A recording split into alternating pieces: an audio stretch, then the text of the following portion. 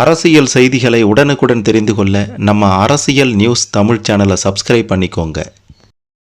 வீடியோக்குள்ளே போகிறதுக்கு முன்னாடி விஜயின் மாபெரும் இந்த வெற்றிக்கு வாழ்த்து சொல்லணும் அப்படின்ட்டு நினைக்கிறவங்க இந்த வீடியோவுக்கு மறக்காமல் ஒரு லைக் கொடுத்துக்கோங்க. சரி, வாங்க வீடியோக்குள்ளார போகலாம். தமிழக அரசியல் களத்தில் பார்த்தீங்கன்னா தற்போது மிக பெரும் பரபரப்பான சூழல் நிலவி கொண்டிருக்கின்றது. தமிழக வெற்றி கழகம் இந்த தேர்தலில் 108 தொகுதிகளை பெற்று தனிப்பெரும் கட்சியாக உருவெடுத்திருக்கின்றது. இருந்தாலுமே ஆட்சி அமைக்க தேவையான 118 இடங்களுக்கான ஆதரவை திரட்டக்கூடிய முயற்சிகளோ தீவிரமாகி இருக்கின்றது. இந்த நிலையில் இன்னும் சில தினங்களில் விஜய் அவர்கள் முதல்வராக பதவியேற்பார் அப்படின்ற ஒரு தகவலும் வெளியாகி இருக்கின்றது. இப்படிப்பட்ட ஒரு நிலையில் இன்னும் கிட்டத்தட்ட 11 எம்எல்ஏக்கள் உடைய ஆதரவு தாவேகாவிற்கு தேவைப்படுகின்றது. திமுக மற்றும் அதிமுக போன்ற முக்கிய கட்சிகளை விட்டு வெளியே இருக்கக்கூடிய 20 எம்எல்ஏக்களிடமிருந்து இந்த ஆதரவை பெற தாவேகா தரப்பு தீவிரம் காட்டிட்டு இருக்காங்க.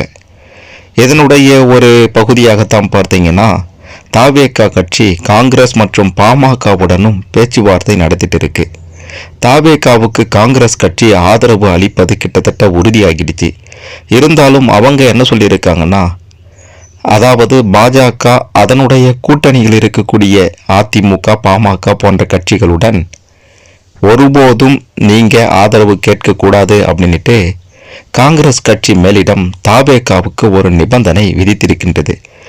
இப்படியாப்பட்ட ஒரு மிக முக்கியமான சூழ்நிலையில் பாமக தரப்பு மிக முக்கியமான ஒரு முடிவு எடுத்திருப்பதாக தகவல்கள் வெளியாகி இருக்கின்றது. தாவேகாவுடன் நடைபெறக்கூடிய பேச்சுவார்த்தையில் பல திடுக்கிடும் தகவல்கள் வெளியாகி இருக்கின்றது. பாமகவிடம் தற்போது 4 எம்எல்ஏக்கள் இருக்காங்க. அதில் சௌமியா அன்புமணியும் ஒருத்தவங்க. அவங்களுக்கு சுகாதாரத்துறை அமைச்சர் பொறுப்பு கேட்டிருக்காங்களாம்.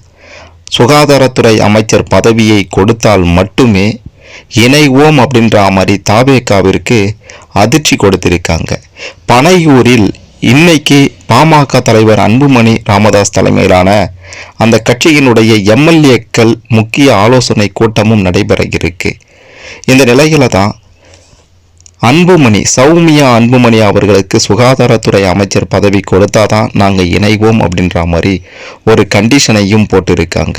இதை பற்றி நீங்கள் என்ன நினைக்கிறீங்க?